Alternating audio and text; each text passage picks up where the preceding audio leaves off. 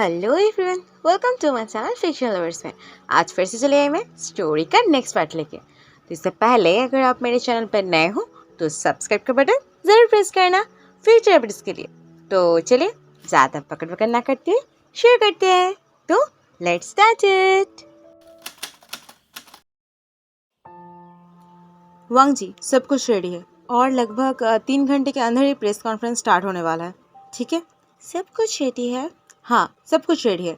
सिर्फ उस ओमेगा के साथ तुम्हें थोड़ा बात करना पड़ेगा। तुम उसके साथ थोड़ा बात कर लो, क्या बोलना है। मैंने वैसे भी उसे सब कुछ सिखा दिया है, फिर भी तुम एक बार चेक कर लेना। ठीक है? ठीक है अंकल। ठीक है, तुम ऑफिस में जाओ, मैं उसे भेजता हूँ। ठीक है? हाँ। विंग आगे बढ़ चुका था लान वांग जी के ऑफिस की तरफ। विंग ऑफिस के अंदर जाके उस चेयर में बैठ चुकी थी। टेबल में एक पिक्चर रखा हुआ था लान वांग जी का। उस पिक्चर में वो हंस रहा था। उसके हाथ में एक ट्रॉफी था। विंग अपने ही मन में उस पिक्चर की तरफ हाथ बढ़ा दिया था। अपनी उंगलियों से उस पिक्चर में जैसे लानवांग जी के गाल को सहलाने की कोशिश कर रहा था। कांच के ऊपर बहुत प्यार से विंग हाथ फैलाने लग गया था। लानजान के इसी मुस्कुराहट को वो आज लौटाने वाला है, ये सोचते ही उसके अंदर एक अजीब सा सुकून महसूस होने लग गया था।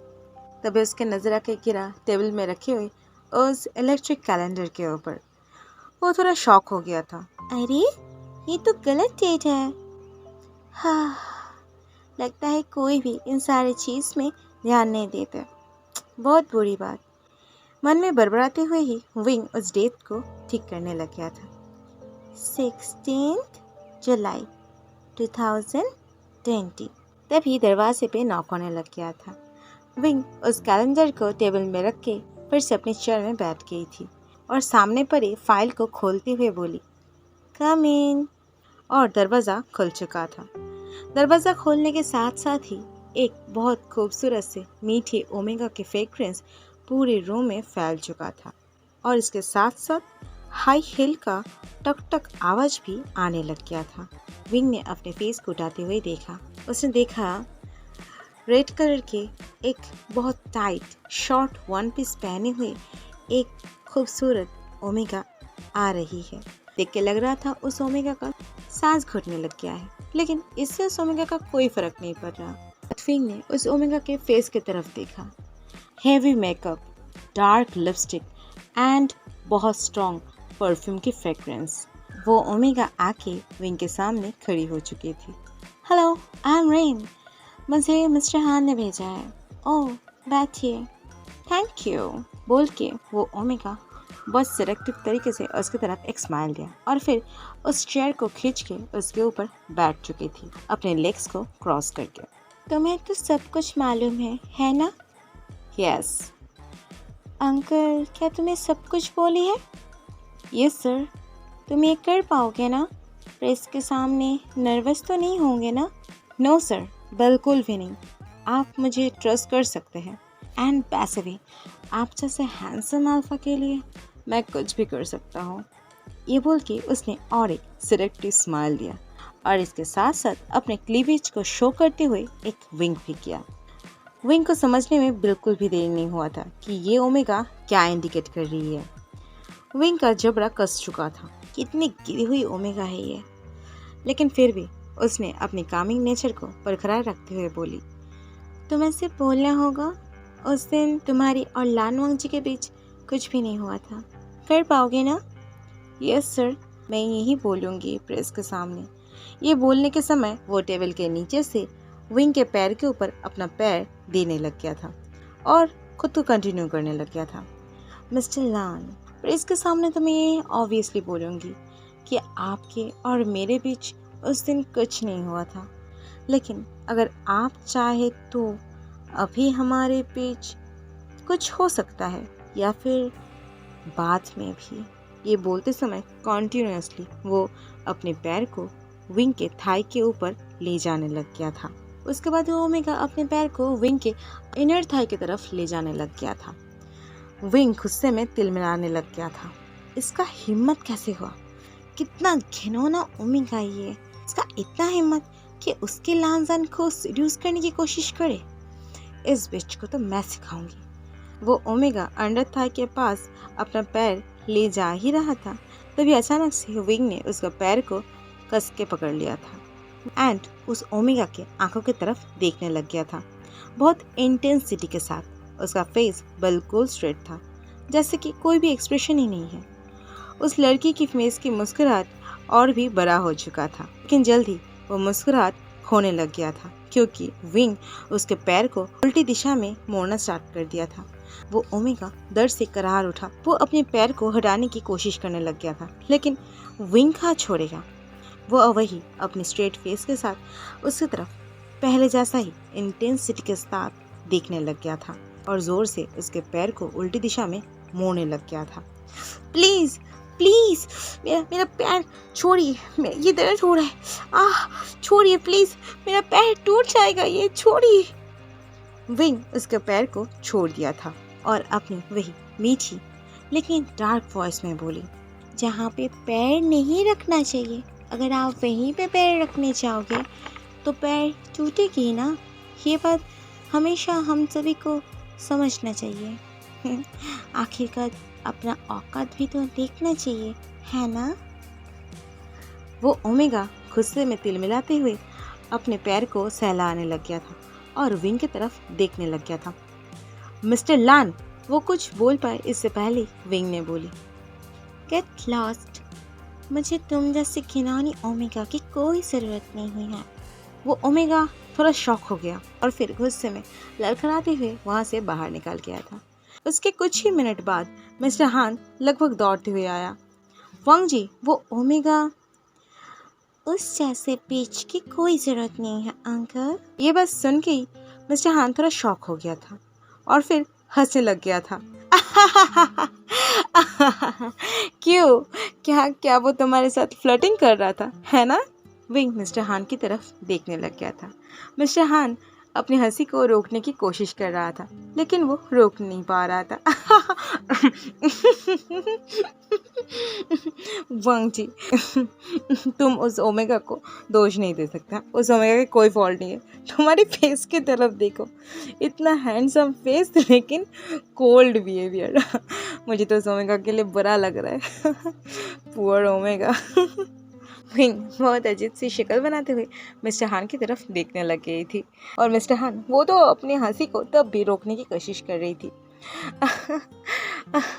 उफ, वांग जी, तुम्हें पता है कितनी मुश्किल से उस फुटेज से सिमिलर एक ओमेगा मिला था और तुम उसे पैर तोड़ने की धमकी देके वहाँ से भगा दिया था। तुम भी ना। हिलेरियस। मैं धमका ही नहीं थी अंकल, मैं उसके पैर सचमुच में तोड़ना चाहती थी, वो बहुत घटिया थी अंकल। मिस्टर हान और भी जोर से हंसने लग गया था। तुम भी ना, देखो मेरा हालत देखो, मैं हंस रहा हूँ जाके मुझे टेंशन लेना चाहिए। क्यों अंकल, क्यों? एक्चुअली उस फुटेज के अकॉर्डिंग और ओमेगा मिलना बहुत प्रॉब्लम हो रहा था, लेकिन फुटेज का क्वालिटी तो इतना खास नहीं है, ओमेगा के फेस तो नहीं दिख रहे हैं ना, तो फिर तुम नहीं समझ रहे हो वांग जी, ऐसे नहीं होता। मतलब उसका कोई फीचर्स तो मैच होना चाहिए ना, वरना हम ऐसे ही किसी को उठा के तो नहीं बोल सकते ना कि यही वो ओमेगा था। तुम समझ रही हो? जो भी हो देखते हैं, लेकिन फिर भी मुझे उस ओमेगा के लिए बुरा लग रहा था। तुमने उसे वो बेचारी, तुमने उसे पैर तोड़ने की धमकी दी थी। विंग अपने बेबस भरी निगाह से मिस्टर हान को देखने लग गया था। कुछ देर बाद उसने बोली, अंकल, जॉन और वो नर्स और मिस्टर शू क्या पहुंच गया? अब मिस्टर हान थोड़ा सीरियस हो गया था। नहीं, मेरा आदमी उन लोगों को लेने गया है, जल्दी पहुंच जाएगा आई गेस।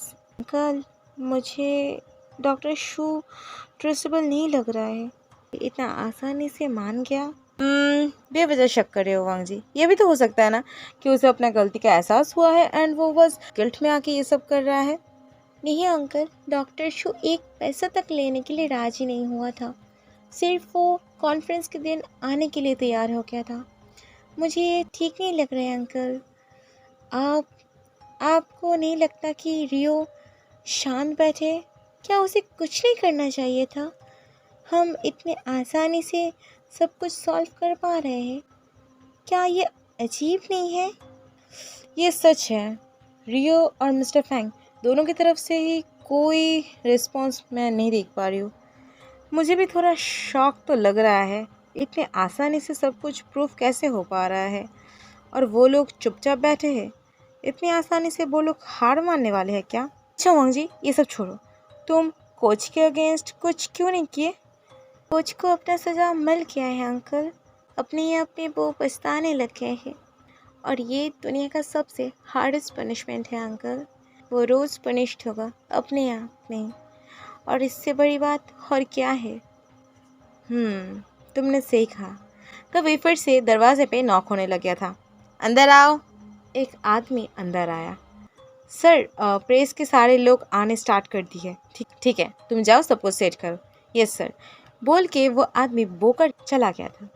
विंग थोड़ा नर्वस होती हुई अंकल की तरफ देखते हुए बोला, अंकल सब कुछ ठीक जाएगा ना?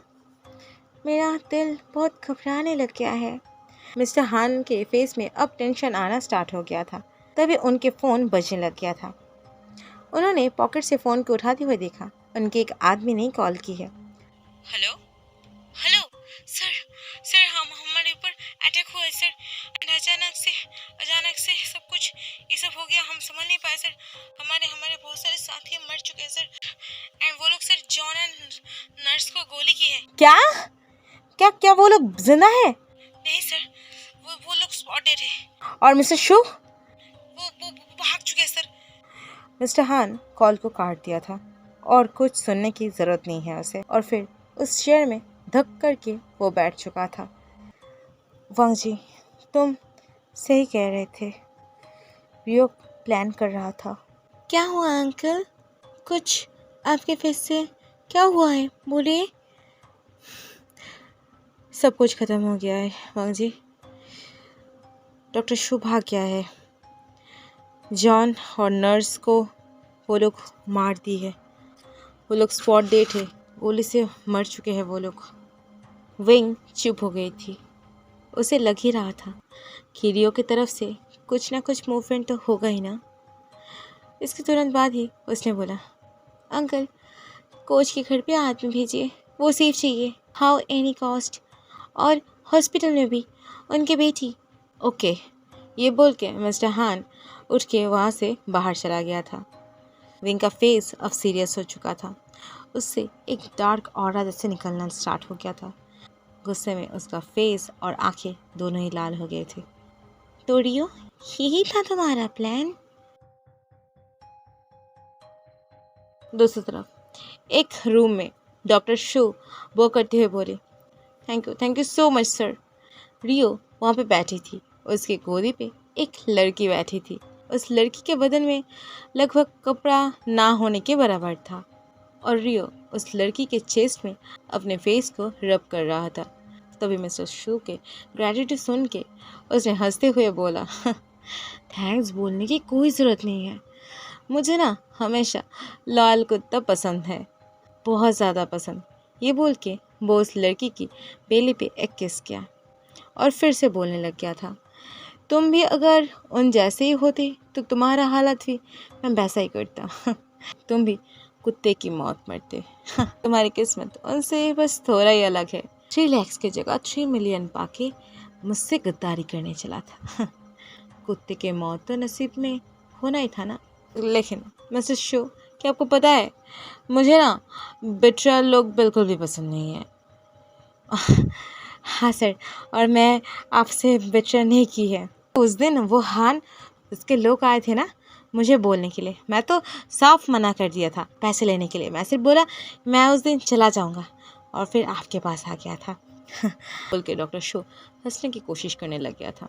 रियो ने हंसते हुए फिर से उस लड़की के बैक में हाथ फैलाते हुए बोला, हाँ सही कहा, अच्छा किया तुमने। वैसे भी मुझे बिट्रेयल लोग बिल्कुल भी पसंद नहीं, जो मुझसे बेईमानी करते हैं और दूसरों से भी।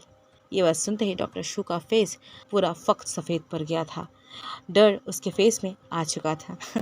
रियो हंसते हुए अपने पास में रखे हुए उस बंदूक को उठा लिया था और मिस्टर शू के ऊपर गोली चला दिया था। मिस्टर शू के लाश वहीं फर्श पर गिर चुका था और रियो उस लड़की को एक किस किया और फिर हंसती हुई अपने विस्की ग्लास को अपनी आंखों के सामने ले लिया था। उस कांच के ग्लास के अंदर जो आइस क्यूब लगभग पिघलने वाला था, उसकी तरफ देखते हुए उसने बोला, लान वांग जी, इस बार तुम क्या करोगे? हाँ ये बोल के वो उस विस्की को एक ही घुट में घट लिया था और फिर उस लड़की के नेक में अटैक कर लिया था।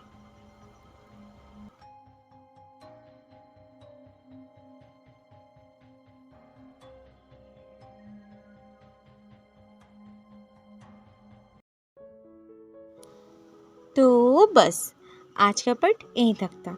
तो क्या लगता है सारा आई विटनेस सब तो मर गए, अब क्या होने वाला है? रियो का प्लान तो यही था, ये तो अब समझ में आ गया। इसलिए वो विंग को रोक नहीं रहा था क्योंकि उसका प्लान तो कुछ और ही था। लेकिन अब क्या होगा? विंग कैसे सब कुछ साबित करेगा? वक्त भी तो ज़्यादा नहीं है, 15 दिन का तो समय था। उसमें तो विंग ऑलमोस्ट 13 दिन खर्च कर ही ली है। उसके पास सिर्फ और 2 ही दिन बाकी है। क्या इन 2 दिनों में वो सब कुछ सही कर पाएगा? लानवांग जी से सारा एलिगेशन हटा पाएगा और उसका कंपनी को भी बचा पाएगा? देखते हैं। उसके लिए तो नेक्स्ट पार्ट के लिए वेट करना पड़ेगा। तो ठीक है, फिर मिलते हैं नेक्स्ट पार्ट में। तब तक के लिए tata, take care, stay safe, stay home and bye bye, good night.